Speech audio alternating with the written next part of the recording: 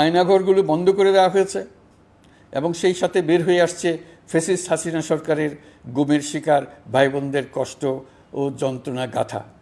আমাদের তরুণ প্রজন্মের ভবিষ্যৎ যেন উজ্জ্বল হয় সেটা নিশ্চিত করতে শিক্ষা ব্যবস্থার দিকে আমাদের পূর্ণ নজর রয়েছে। ইতিমধ্যে প্রথম শ্রেণী থেকে দ্বাদশ শ্রেণী পর্যন্ত বর্তমানের ত্রুটিপূর্ণ শিক্ষাক্রম পরিবর্তন করা হয়েছে। বই সংশোধন ও পরিমার্জনের কাজ শেষ পর্যায়ে আছে। এই সংস্কারের কাজ অব্যাহত থাকবে। বিশ্ববিদ্যালয়সমূহের উচ্চ প্রশাসনিক পদগুলো পূরণ করে শিক্ষা কার্যক্রম স্বাভাবিক করার কাজ দ্রুত গতিতে এগিয়ে চলেছে। বেসরকারি শিক্ষা প্রতিষ্ঠানগুলোর পরিচালনা বোর্ডে দখলদারিত্বের রাজনীতি বন্ধ করার ব্যবস্থাও নেওয়া হয়েছে।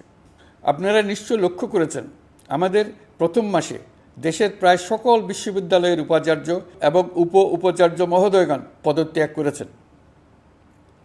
উচ্চশিক্ষার ক্ষেত্রে এটা বিরাট শূন্যতার সৃষ্টি করেছে।